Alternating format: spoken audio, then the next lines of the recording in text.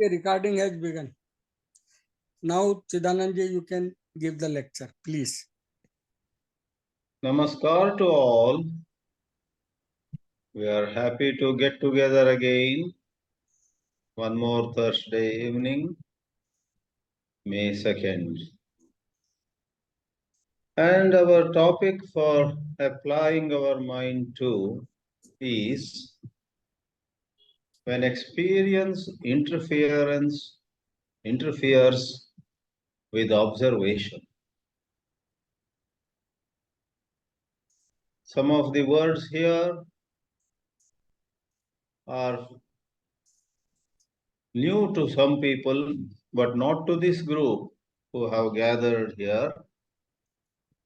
We are familiar with what is implied by observation. We are also familiar with what is meant by experience. And we need to examine now how experience interferes with observation. There is a certain vicious circle in which we get caught. The vicious circle is when, let's say, there are two factors, A and B. A strengthens B, and in turn, B strengthens A. Then A again strengthens B, B again strengthens A, and as a result, A and B both remain very strong. Let's say in a certain society, certain corrupt people give a lot of money to politicians, and then the politicians in turn make or do many favors to the corrupt people. So supporting each other, they become what these days they call a nexus. And this nexus between corrupt people and the politicians who also get corrupt in the process will cause a lot of injustice to the society. I need not give more and more examples for vicious circle. Let me elaborate on the theme proper itself. Observation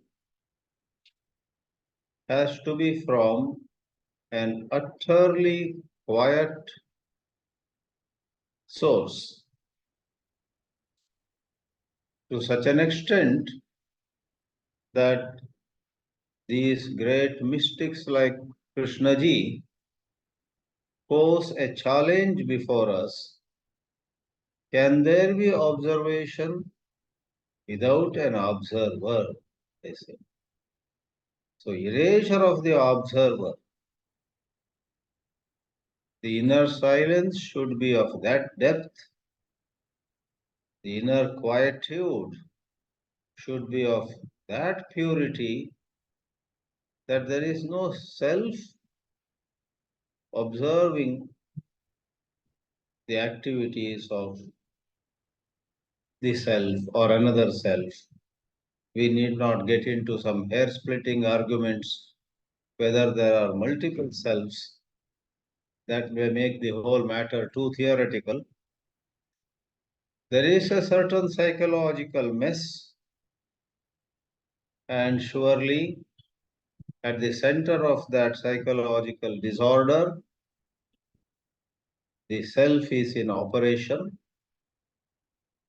and we may perhaps permit to ourselves the word intelligence.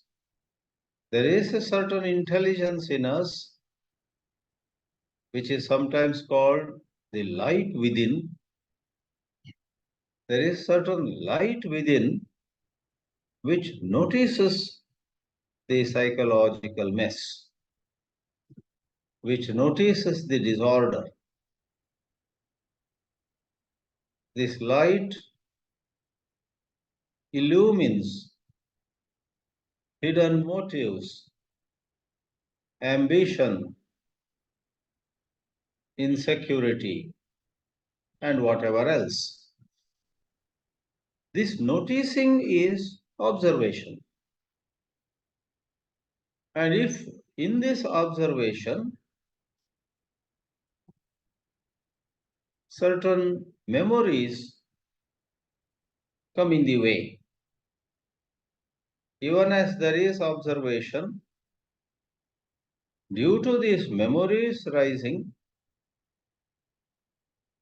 we become biased.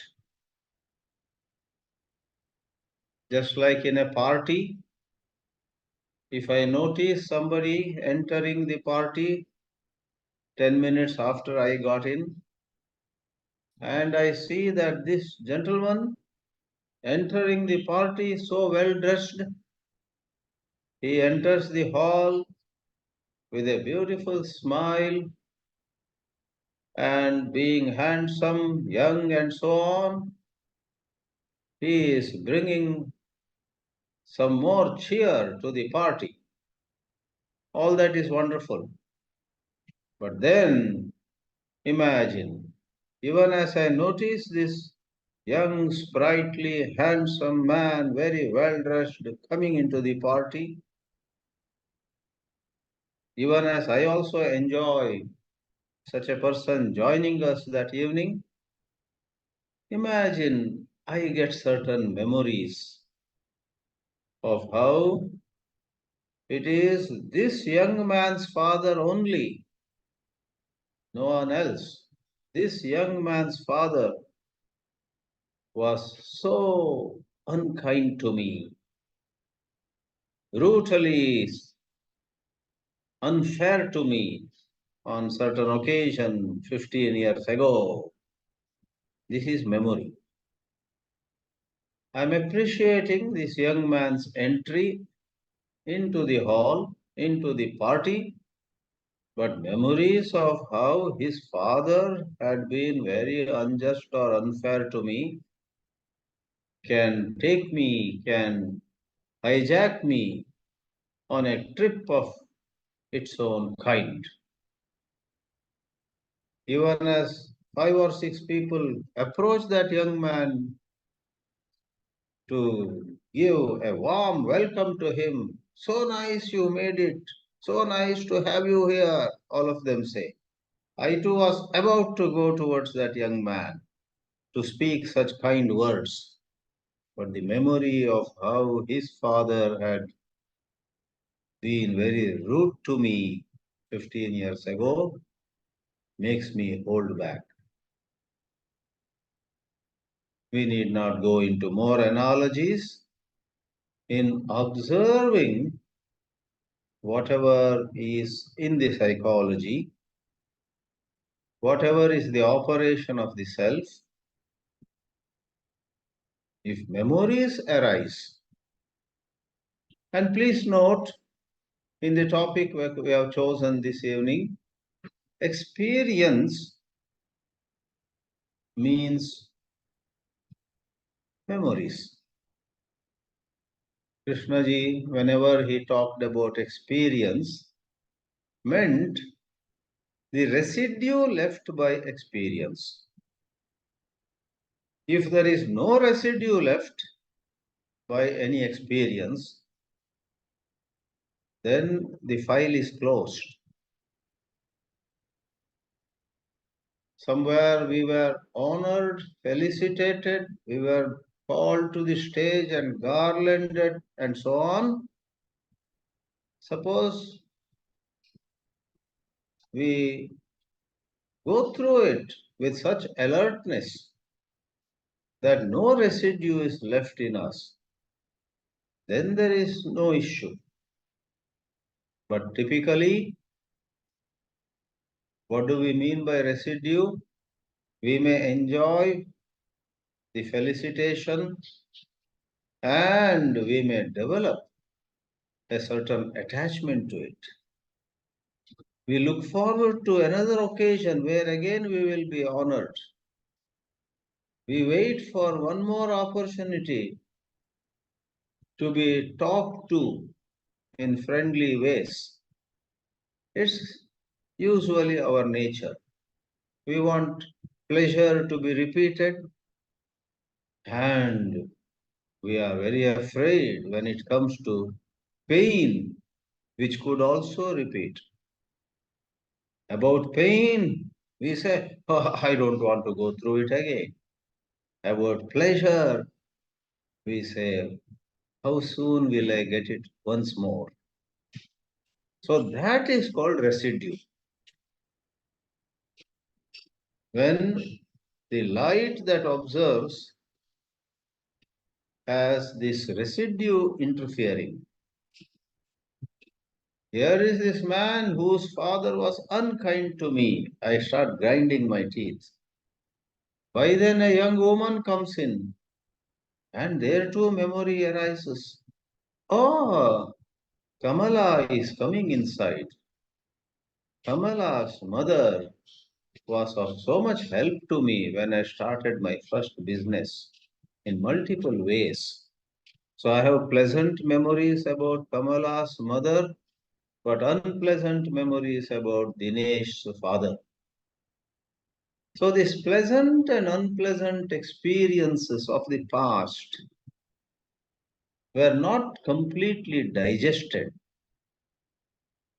These are all a little bit analogous language of analogies. When food is properly digested, next morning the bowels are cleared, movement is clear, it's wonderful. When the food is not properly digested, some gas trouble, some other pain, some sluggishness, and so on occur, don't they? Likewise, when you and I go through praise and insult, suppose we, in certain maturity, certain alertness, certain broad mindedness, certain intelligence, we reconcile with whatever happened. Maybe there is some lesson to learn, we learn. That's a different matter. But we don't let those experiences of pleasure or pain cause certain repetitive psychological movement, many a time unwarranted, uncalled for. Many a time, as all of us know, memories cause associated issues. One memory leads to another memory. That leads to yet another memory. And these memories can be very troublesome. Let me put it this way, memories are capable of strengthening the self. Memory of pain hurts me once more. I was hurt 5 years ago, and that hurt, upon being remembered, once more hurts me. Once more I relive that painful experience. That happens when we have not digested whatever had happened 5 years ago. Can we digest both pleasant and unpleasant experiences? And unless called for, we don't slip into those memories. What is meant by called for? Warranted. Somebody actually asks us, hey, was it not you who lost the election in 2019 and you lost the deposit also, right? Somebody asks. Then if we say, you are right, you are right.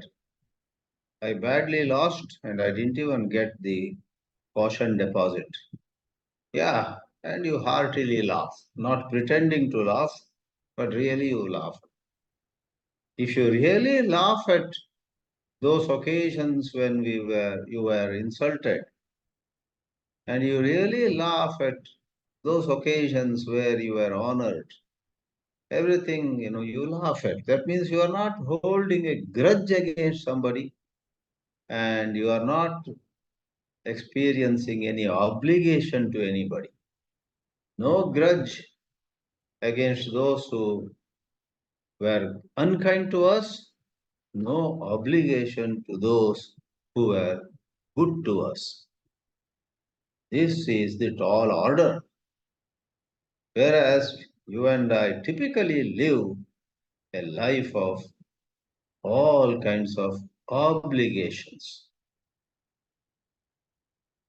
We feel, oh, she had done so much for me, now I must do something for her. That family invited us for their daughter's wedding. We must invite them for our son's wedding, and so on, in numerous ways. And generally, it is very difficult for us to draw a line between what is necessary and what is unnecessary. What I am talking, dear friends, is very similar to the concept of sannyasa in the Indian spiritual tradition. When one takes sannyasa, it is said in the books. The books say it, but not easy for anybody to implement. When somebody takes sannyasa, it is said she or he dies to the past.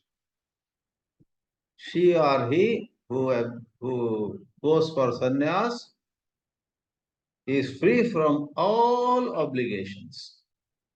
Therefore, the man or the lady cuts off from his or her family also. Man or the lady doesn't even, keep this sentiment. Oh, this lady gave birth to me. This man was my father. This brother used to take me to school every morning in my primary school years. Oh, ho, obligations.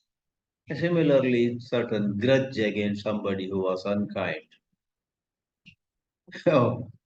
Therefore, a state of consciousness, or call it state of mind, where experience, which is memories of the past, do not interfere with observation, is akin to the sannyasi state of mind, which a lot of sannyasis don't have.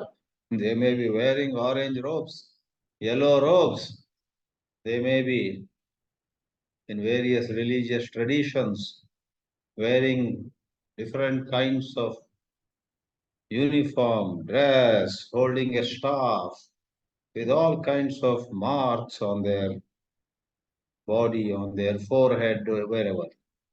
All that is all right, but inwardly, is there anybody who is completely free from the past? Anyway, I'll bring another dimension of this issue. It's very interesting that on one hand we say there is a certain disorder and one observes it. And on the other, it is said this observation should be free from the shadow of any past. In a manner of saying, the past casts its shadow. The past casts, casts. I may not be pronouncing some English words properly. The past casts its shadow on the present, then one cannot observe. I remember in a certain Vedanta work, there was a line in Sanskrit. I don't fully remember, nor do I have to remember, but I'll tell you. A certain shloka in the Vedanta work said, Tapatraya, you know, Tapatrayagni Santaptaha. Somebody who was so tormented by all kinds of the worldly issues, and therefore he goes to a guru because he says, money cannot solve my problems. Position and power and fame and name and pleasure, of course not. Nothing in this world can bring me peace. So I go to, that person goes to a guru. And what makes it very puzzling is, Tapatrayagni Santaptaha Kaschid Udvigna Manasaha, etc. is said. Then second line says, Shamadhi Sanyukta approaches the Guru with great calmness. So when you hastily read such a verse, you say the first half of the shloka is contradictory to the second half. So heated up, so tormented by the limitations of egoistic existence, that means he is disturbed.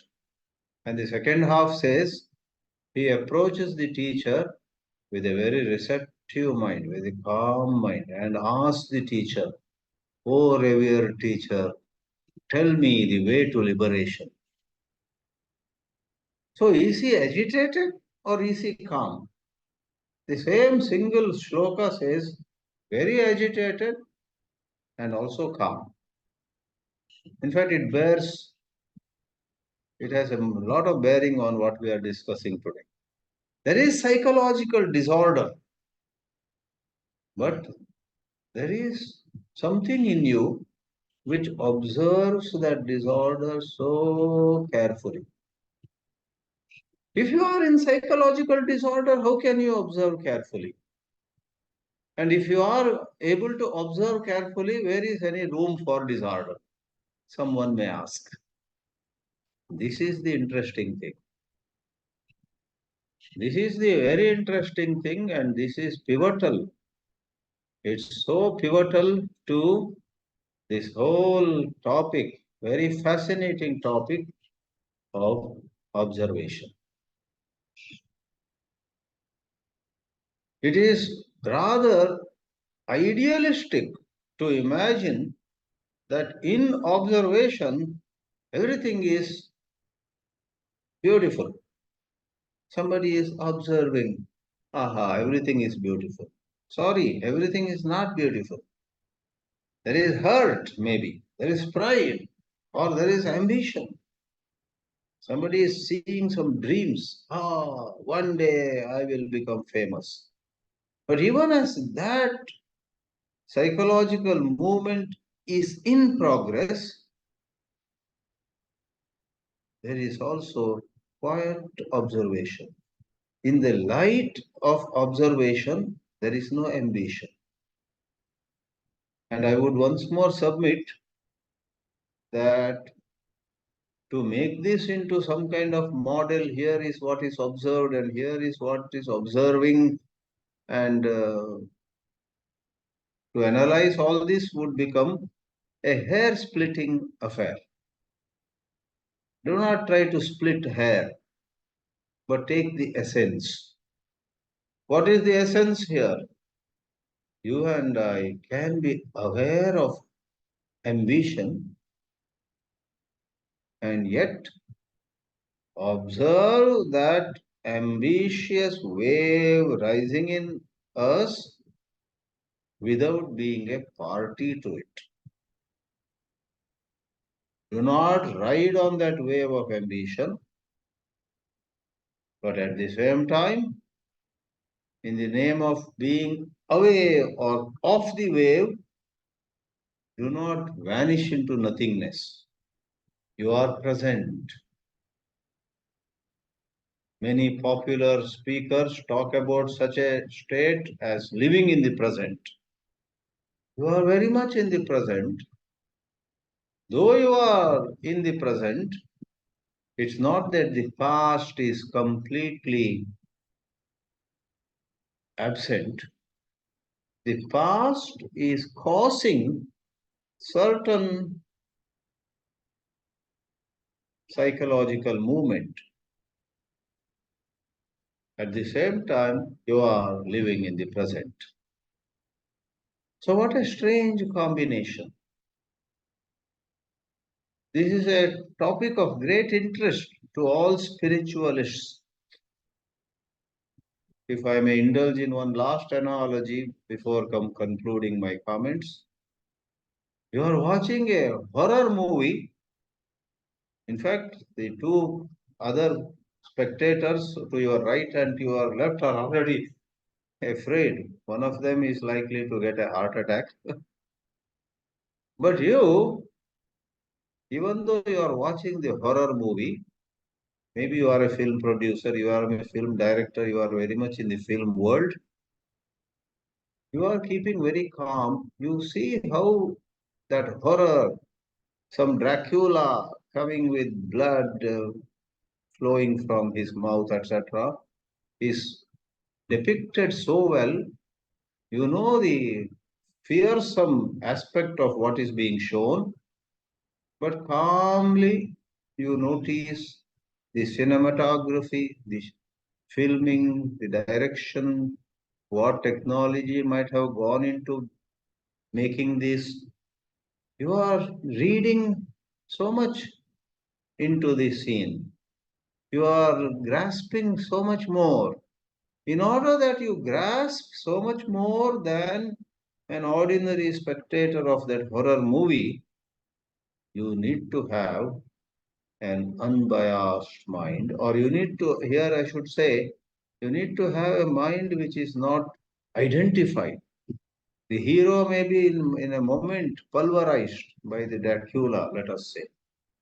Ordinary spectators would identify with the hero, and some of them are already hoping the hero will not be killed. They know it's a movie, but still, oh my God, we hope the hero will not be killed. The heroine will not be kidnapped. Oh my, what's happening? They're identifying.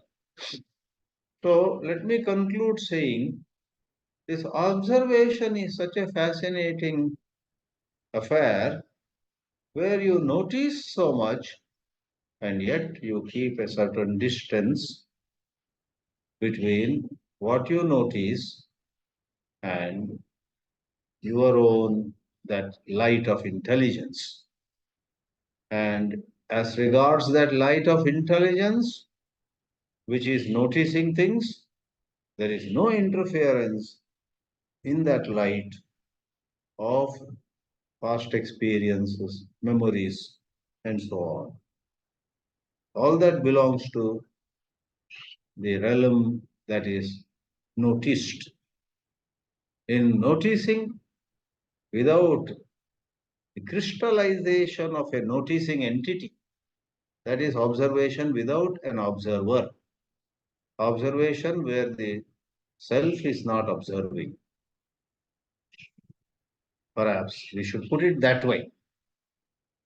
However, with all that said, you and I imagine what it could be, and we make some models in our mind. We picturize it. We have our own conjecture, hoo-ha, so on. And we got to get out of those comforting models and beautiful analogies and nice verbosity, some wonderful new idiom, some wonderful poetic line that may come to our mind when we study such literature. We got to be steering clear of all those trappings. Can we observe what is without falling into the trapping of any of these attractive, charming things. That is, friends, what is meant by experience interfering in observation or not interfering in observation. Thank you. May I request Harshad Parekh sir to say something on this? Please, Harshad sir, unmute. Yeah. Are you able to hear? Yeah. Thank you, Swamiji.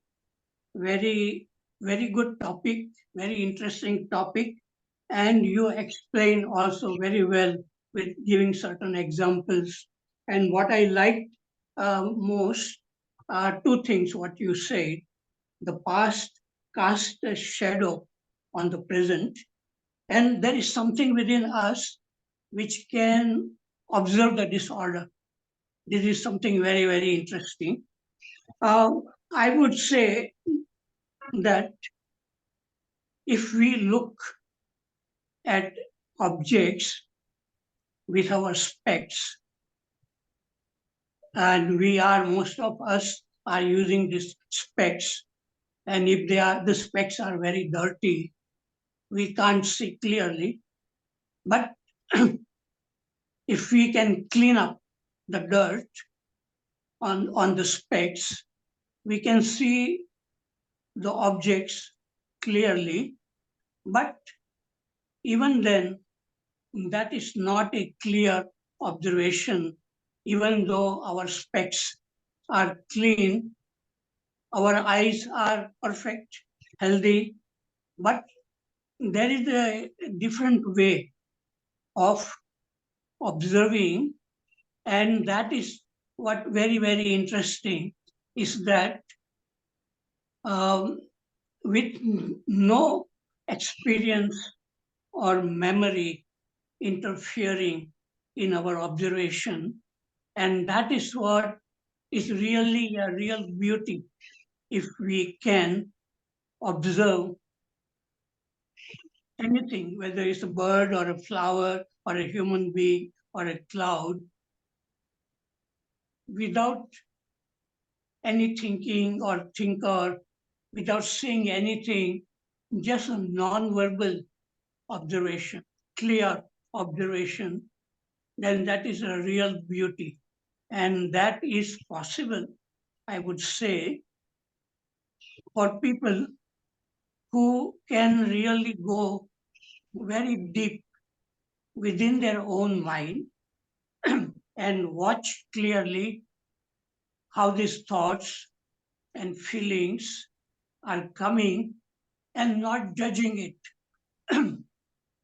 And initially, it may be very difficult to observe without analyzing whatever we are observing. But when our curiosity and intensity are motiveless and we want to really just see, not trying to understand anything, not trying to connect the present with the past, not finding a binding chain between what is happening now and what happened in the past, then maybe sometime there is a seeing which is very, very clear. And in that, there is no observer, no thinking, no analysis, not saying anything. It's a non-verbal, just looking as if you are seeing it for the first time.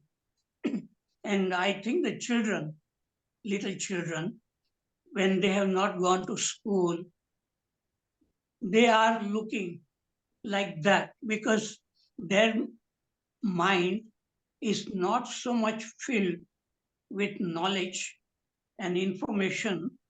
And so little children, they can look at a flower or a butterfly and they are not trying to understand anything. So I also remember when I was young, I could look at the rose flower and the dewdrop on the rose flower and the sunlight falling on the dewdrop and the dewdrop shining like a diamond and there are changing colors and so on. But that kind of seeing, clear seeing, without thinking, without observer, it goes away when we go to school, college, and our mind is filled with a lot of knowledge and a lot of problems, lot of worries, anxieties, fear, and so on, then that clear seeing goes away and then everything becomes very dull. And it happened to me also that though I had a lot of knowledge and I was a very good student, doing very well, but that fresh looking was not there. And only after I read Krishnamurti and his books, and I became very curious to look within myself how these thoughts and feelings were coming. And then when the mind really stopped, and then there was that way of looking happen, and that was the indication that such a thing is possible for a human being. And then as you go deeper into, when it becomes very, very interesting, when you don't have any motivation to achieve anything in just looking at your own mind, then some changes begin to happen in your body, in your brain, and then that way of looking without the observer, it comes back. And that is what I really found in my life, that only after I came to Krishnamurti that I began to see everything as if look very fresh, very new. So this is a very, very interesting thing. And most human beings, they lose this sense of looking fresh, new. And I think also we need a very healthy body and very healthy mind where there are no problems to look fresh, very clear. And it seems to me that this can become something very natural, that you don't try to look at a thing without the thinker, without the image. When you try to do it, you cannot do it because the will, desire, it blocks. So, such a thing can happen as a byproduct when you become very deeply interested in just looking at your own self without trying to achieve anything, and looking at a cloud or a tree or a flower or a human being. So, very, very interesting this art of observation, art of looking, also art of listening without interpreting what the other human being is saying. It requires a quiet mind, art of looking, listening, learning. And this is very important for children in the school to learn this art. Then life becomes very interesting and the studies doesn't become a burden or it doesn't create fear, it doesn't destroy our innate capacity to look fresh, clear. I remember a little girl was looking at the moon and she was very happy looking at the moon and she did not know what it was called. But her older sister, she had gone to school, and when during Diwali time I pointed out to that girl some beautiful firecrackers going in the sky and creating beautiful patterns. And they were all falling very slowly. I called that girl and said, "Look." And she said, "Haven't you seen it before?" So a little girl, 8 years old, already had lost that sense of looking without words, just looking, without feeling that, oh, there, what is there to look? Because when we get this ability to look, even a simple thing like a wooden pole look very beautiful, a tree or anything, a human face with changing expression. So when I was experimenting with this, sometimes I would look at the television in America and Canada, and I will turn off the sound and just look at the faces of people without sound. And then you can see much more. And then sometimes you close your eyes and listen, you can listen more clearly. So it is very, but when the mind is silent, we don't need to close our eyes. We don't need to try to observe or listen carefully, but listening happens. Seeing happens naturally. So right now I have said enough thing. Thank you very much. Yeah. Very much, sir. How can I say no to Prasad, who has raised hand with Mal and Puri? So please deliver it. Thank you, sir. Thank you for your sense of humor. I have a problem, and I wanted to put it before Swamiji, especially. So I requested him in the chat to hang on for a minute. Sir, the topic is very profound. It goes to the root of our problem, of our existence, that our observation is always prejudiced with experience.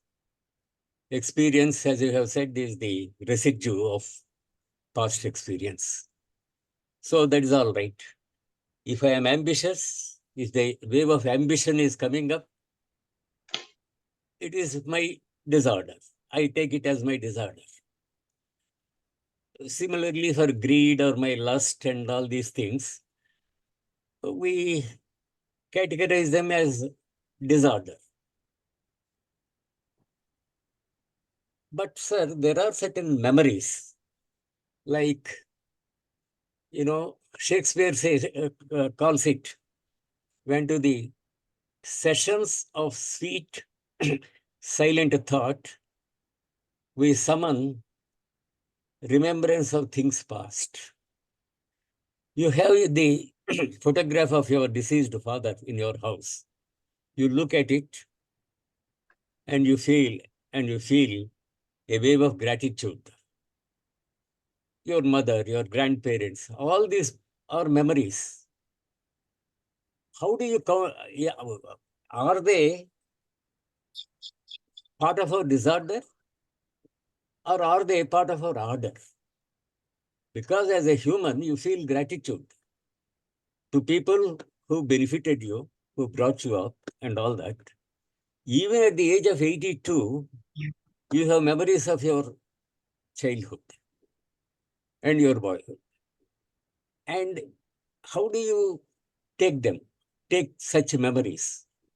Are they part of your humanity? I mean, somebody said, I want to be a saint. And the other man said, I am more ambitious. I want to be a gentleman. Like that, before Krishnamurti's order in me, is it not my basic characteristic, basic humanity to remember your people who benefited you, like your gurus and your teachers? Such people, man's life is full of such memories. How do you take them. I don't want to take more time. I will pose this question especially for Chidanandji. I want his take on it. Thank you. Chidanandji. Yeah, so that's actually a very good question. I'm sure many others also would appreciate this question and my answer. There are a whole lot of human emotions which are not at all a problem, and they do not, in fact, constitute the self. The self is divisive, whereas the genuine human emotions are not divisive.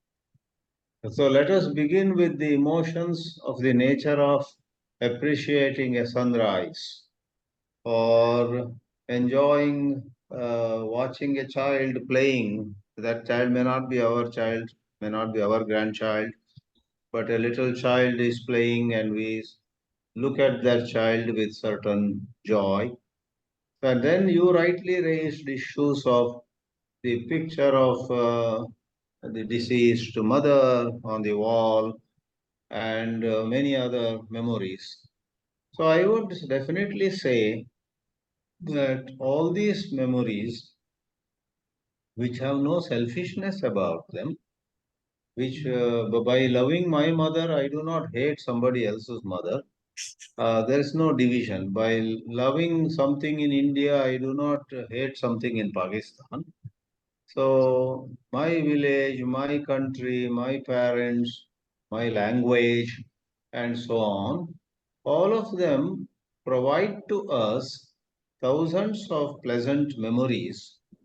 And as long as we do not allow those memories to uh, create or cause some kind of prejudice against others.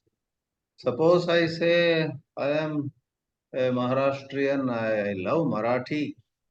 That's wonderful, why not?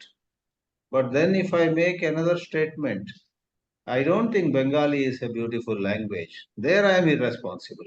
I have not studied Bengali. I don't have much knowledge of Bengali, but simply making some irresponsible statement.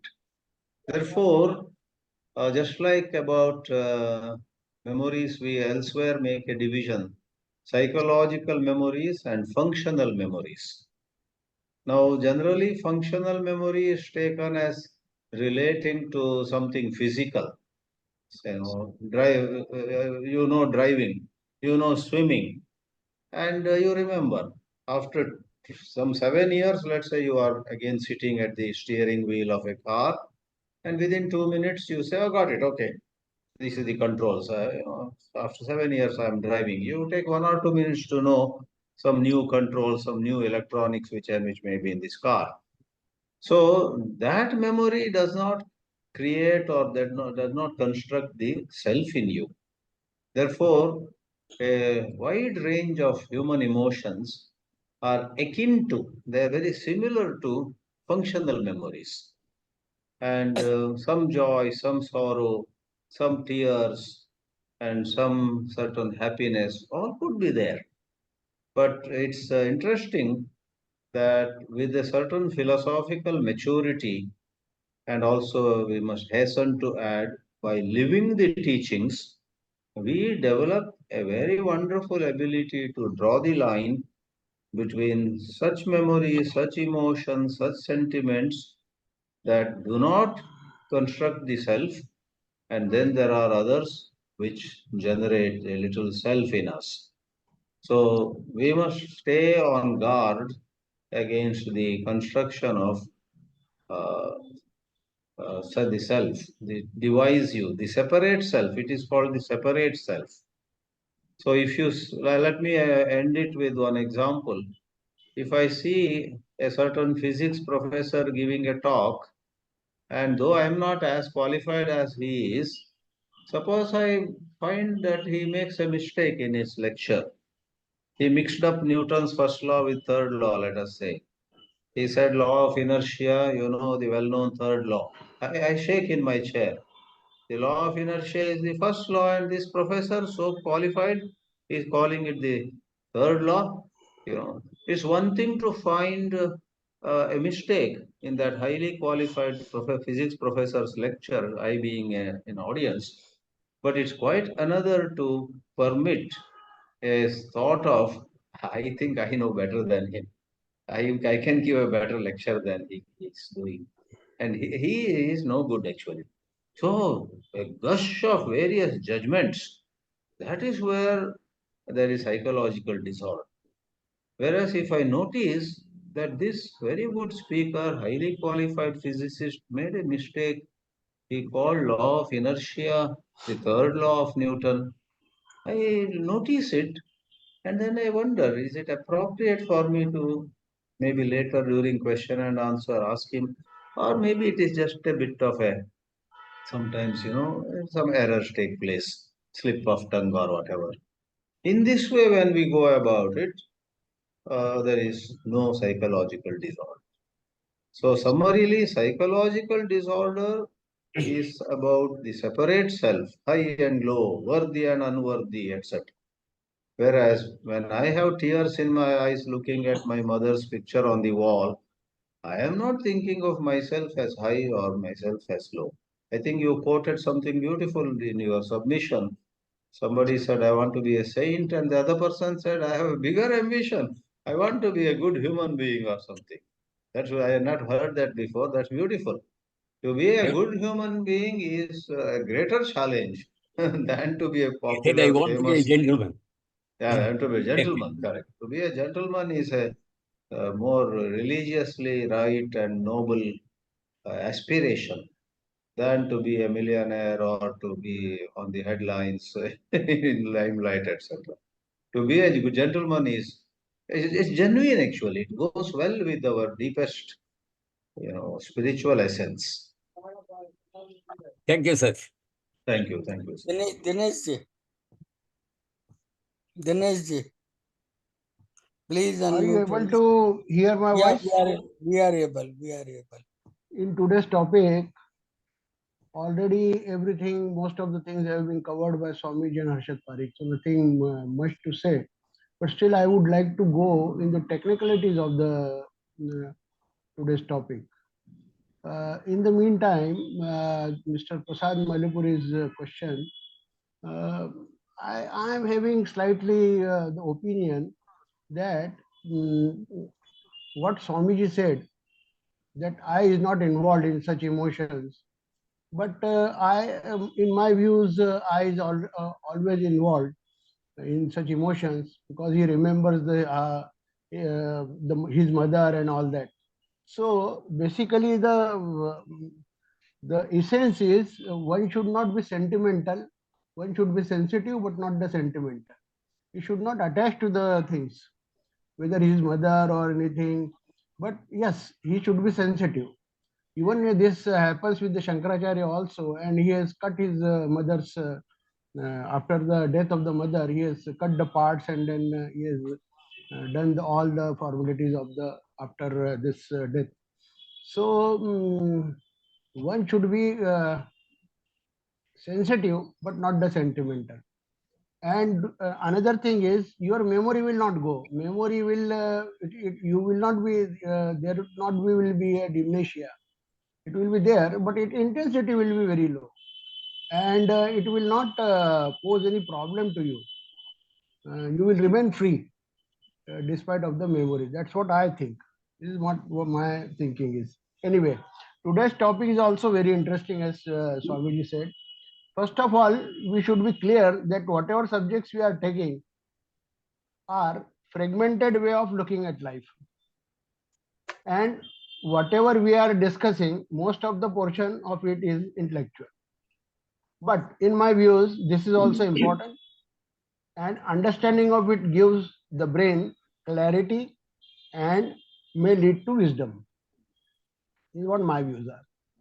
In my views, since we are tuned to learn in an analytical way, in today's education world also the same system is followed. Such learning is also can help to a great extent, provided we do the analysis to a great depth or maximum possible deeper level, so that the word thoughts, etc., yield the real meaning. Okay, coming to our subject, what is the dictionary meaning of experience? First, I'm talking about this dictionary meaning.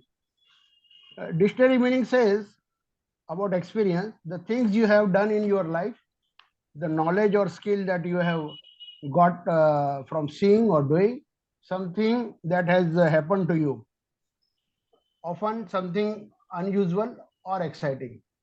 The act or process of directly perceiving events or reality, the direct observation of or participation in events as a basis of knowledge. So experience gives you the knowledge, as already said by the others. Experience gives you the knowledge. It is restored in your brain, and then you act according to that knowledge, or that knowledge interferes in the new observation.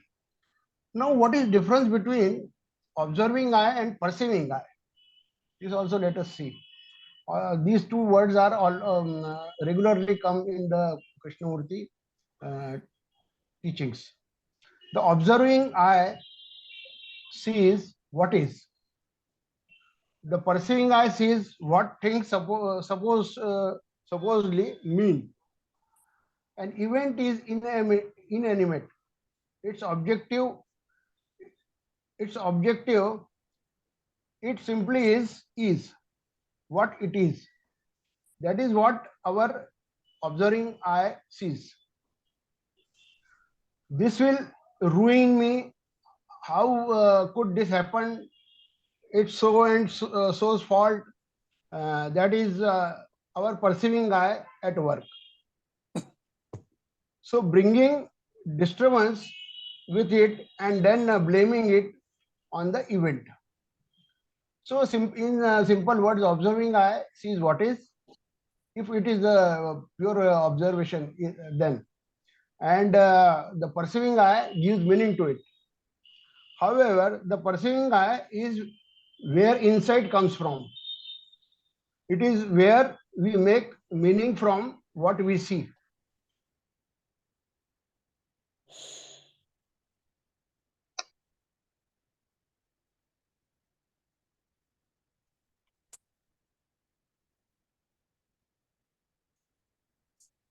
No voice is coming.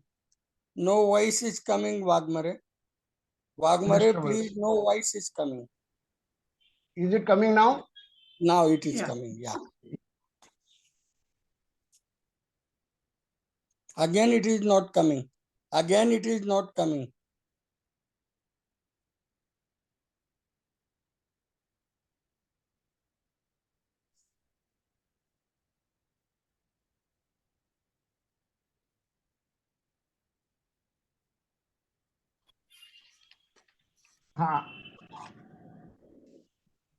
Are you getting my voice now?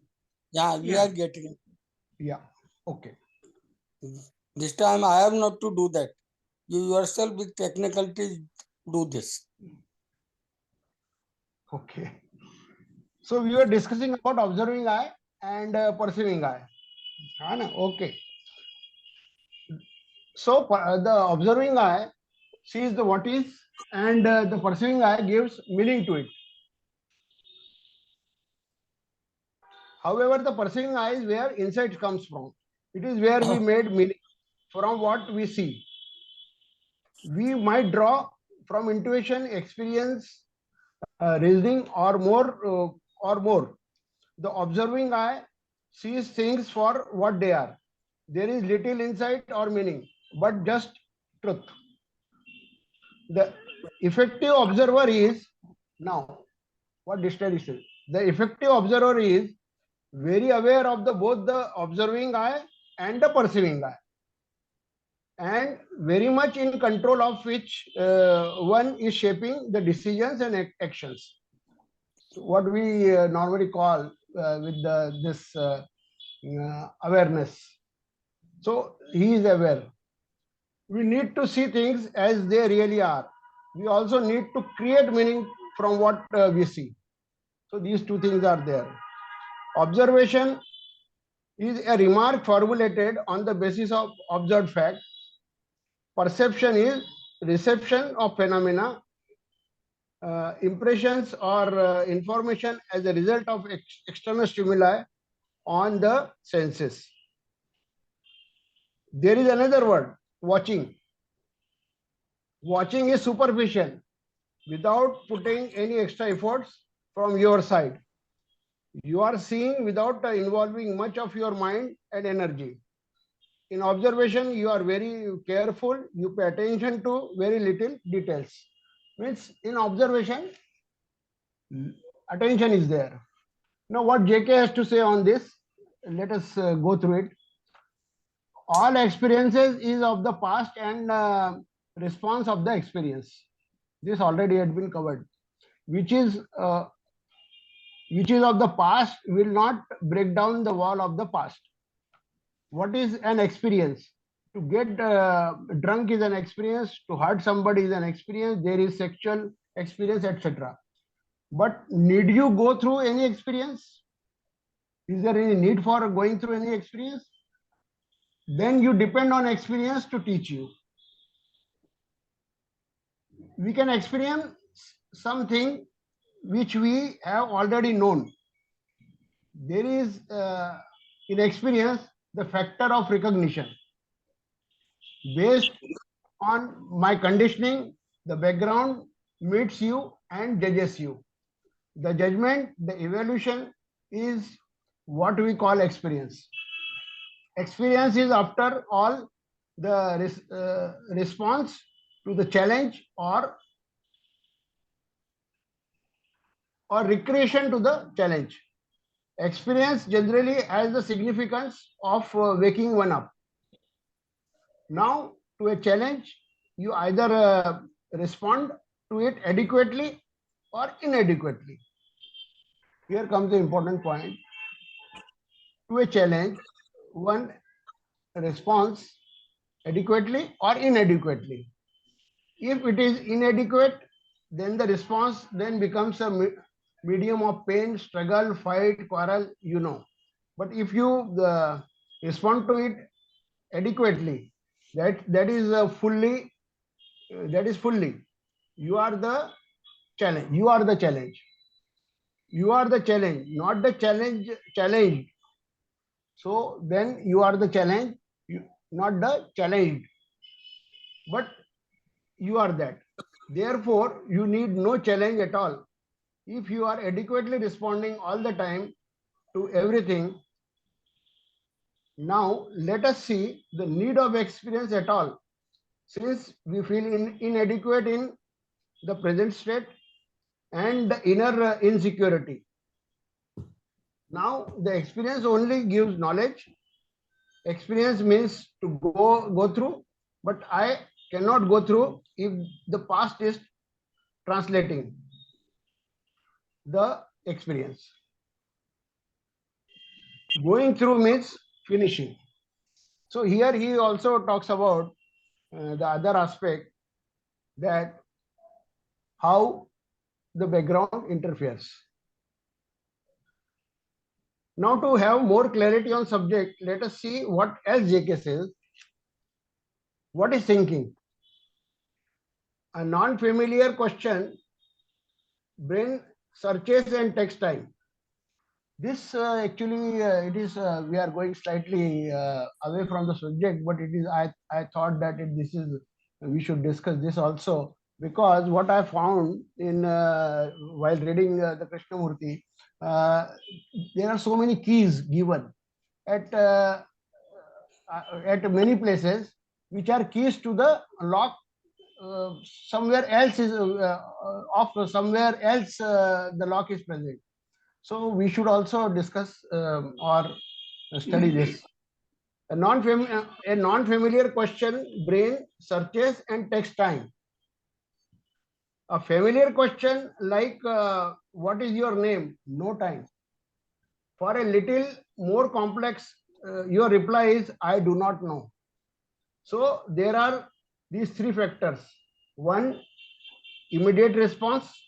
For a little more complex question, you take time, a lag, and an interval between the question and the answer. And if there is a question about which you never thought of or investigated, you see you say, I really do not know. Right? So there are these three factors. The one, familiar, quick answer, because you have repeated your name 100,000 times. You are very familiar with it, so the response is quick.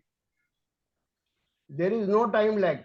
There is time lag if I say, what is the distance between here and the Timbuktu? You say, by Joe, let me think, and you are calculating, and you say so much, or I do not know. Here it is very interesting. He says that when you repeat the things like your name, the time goes off. It immediately comes within no time. So this also gives the support to the mantra jap. You know, when you repeat the mantra jap, and when you have the image of the deity, and you have the energy projection, of course it is a projection of mind, but that immediately comes and helps you. Suppose you are having fear and you do the mantra jap of any Sri Hanumanji or any other deity for that purpose, it will immediately help you. So this here he is giving that thing. At other places he is only posing the question, but answer he himself is giving here, that there is no time when you repeat the things, right? So what is thinking? Is it not response of memory? Memory as knowledge, as experience stored up in the brain, and that knowledge, experience, memory response. So the experience, knowledge, memory, and the response of memory is thinking, right? The experience, knowledge, meaning thinking, memory, thinking. It is a tremendously rapid movement. It is one unit, not separate banks.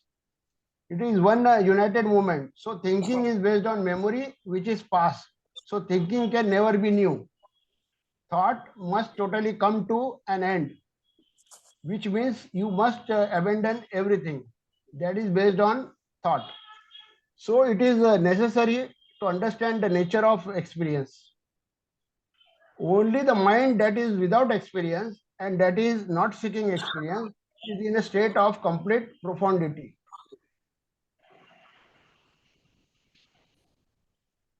There is no experience at all. There are only remembrances. I don't experience truth. There is no experience of illumination. The word experience has no meaning because experience implies remembrance, which is the past, and therefore there is no reality in it.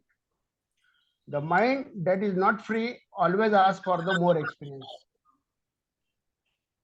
The brain is the result of the time, experience, and knowledge. The very activity of the brain is based on past remembrance, and the brain is caught in time. Its activity is time binding. The brain, which is thought, is the remembrance of the past in the present, modifying itself into the future. So the past, the present, and the future are a moment in time. Now here, interestingly, why I am taken this, because here he is giving the clarity on the time of past, present, and future. What he says? The past is present. There is no question, no argument or doubt about it, about that. The past is with us always. The past is with us always. As I said that there will not be any dementia, but there will be less memory. Intensity of the memory will be low. the past is with us always, which is all the recollections, all the anxieties and depressions. That means the brain is past. It is memory, and from that it acts. It thinks it does all that in our daily life, or with what it will do in the future, what it must do in order to adjust itself environmentally, and so on. So the thought and time together are the actual moment of human existence. The future is tremendously important to us, but the future is the modified past. So the future, the past, and the present are now. So the future, the past, and the present are now. In the now, all time is content. Consciousness, even consciousness is based on knowledge, experience, memory, racial inheritance, and the things one has experienced. So here he has given a very interesting thing about the time, that all the time is in now, and the memory of the past doesn't go fully. One has to be free from it, that too with your understanding, and then if you reach up to the wisdom level, then probably you will remain free with it, free from it. So right now I want to submit this much only. Thank you very much. If something is left, Chidanandji, will you say something? Something is left. No, see, in some sense, nothing is left. In another sense, a whole lot is left. Because this is a vast subject interrelated to lots of things. But I want to appreciate what Dinesh Waghmare said about facing something adequately. I had used the word digesting experiences, so no residue is left. And he brought in that other expression, which also is very relevant, and it makes matters clear. Many a time, somebody is, let us say, praising us, and we get so carried away, we don't really listen to what he is saying. We are on a cloud already. Or somebody is criticizing us, rather than hearing him carefully or watching him carefully, we start reacting, and we are in our own thoughts. When I heard Waghmare talking of meeting a situation adequately, I started reflecting on it. In Mahabharata, this Veda Vyasa comes to bless the two queens, Ambika and Ambalika. He wants to bless them with conception. But he is an old man with a lot of big beard and little, I believe, frightening. So, most of you know this story. Ambika actually closes her eyes. She can't face him, though she receives the blessing and becomes pregnant. But because she closed her eyes, she gets Dhritarashtra, who was blind. Very interesting story. Whether you take it literally or symbolically, that's it. Then Ambalika, she actually doesn't close her eyes, but she also gets so frightened. I believe she turns white in fear, and her son Pandu is all white in the body. It is this third woman who was not as per schedule. Sometimes, a speaker is invited to the platform without there being a schedule. They just say, please come and say something. So, the mother of Vidura, who was a maid in the Hastinapura palace, she comes, and analogously, her case resembles with meeting a situation adequately. She, with all love and respect and reverence, faces Vedavyasa. She conceives, and her son is the wisest of all, Vidura. There is Vidura Niti in Mahabharata.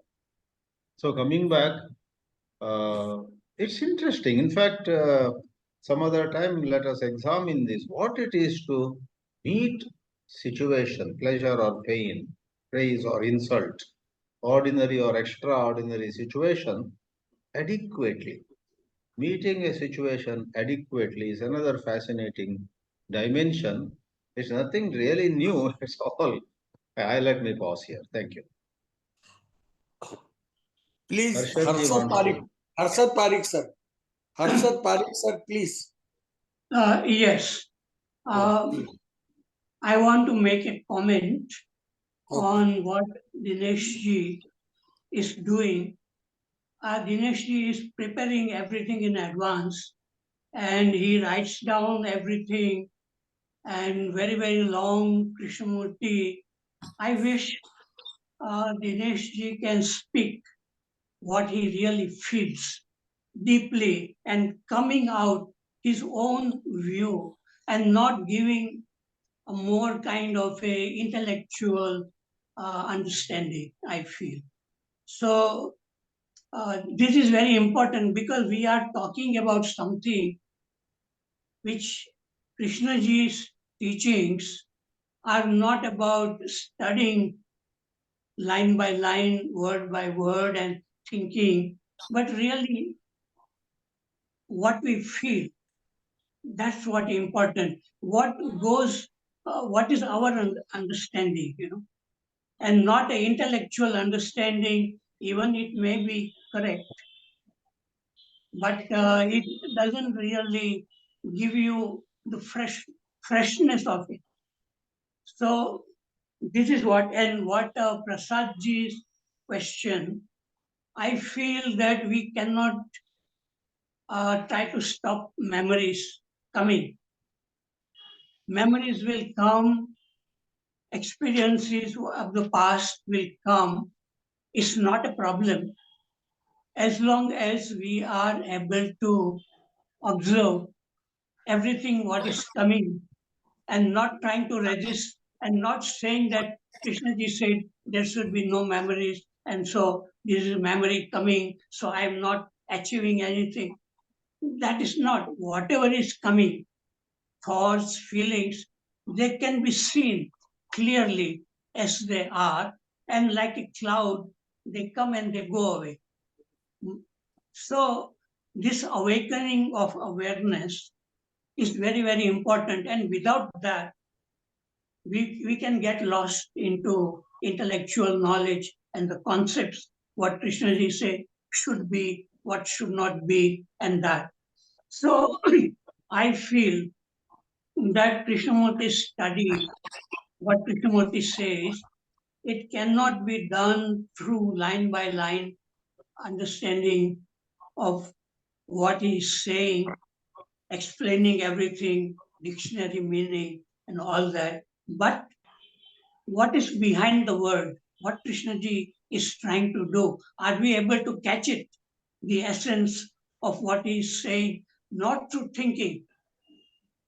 And without that, I think it can become a very burdensome uh, experience of learning Krishnamurti through line by line, concept by concept understanding. That is what I feel. So I have finished. Thank you. Thank you very much, sir. Thank you very much, sir. I have requested Dinesh ji, but he doesn't want to speak.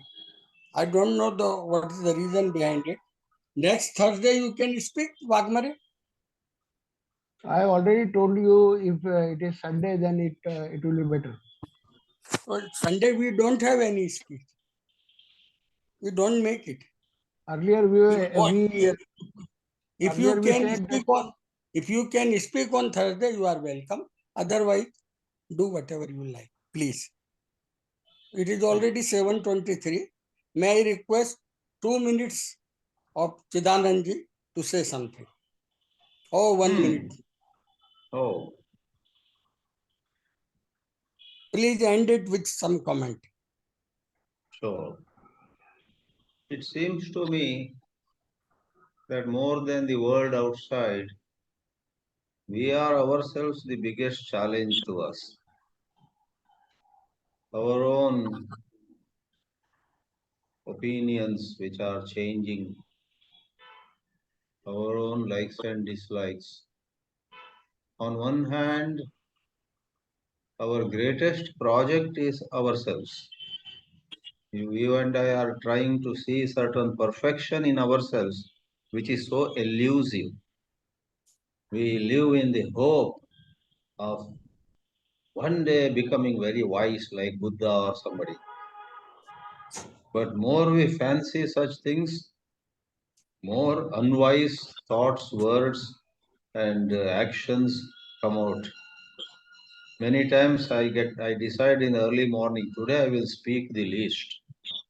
And you know what? Don't think I'm exaggerating. That day I end up talking more than on any other day. Something, provokes and I go on. So then I laugh at myself. So perhaps biggest project than anything outside, we are so obsessed with ourselves. I want to be, wise. I want to be intelligent. I want to be beautiful. I want to be good. I want to be the Mr. Right, etc. I want to submit here as Sushilji asked me to speak for 2 minutes. I'll bring it to close now. Perhaps we should seriously question, why have I become so important to myself? I. There was a time when I wanted to be big. Now, in the name of spirituality, I want to be egoless. I want to be humble. I want to be nobody. I want to, again, there is, I want to. So, as I think Dinesh Waghmare said, thought is use some word, thought is the biggest troublemaker. So, when the thought doesn't arise, the I thought, that seems to be the door to peace. So, let's watch this fun, this tamasha going on of Mr. I within us doing something or the other all the time and jeopardizing our peace in the process. This grand Broadway show is called I Show. Thank you. Thank you very much. Modak, please end it now. Modak, please end it.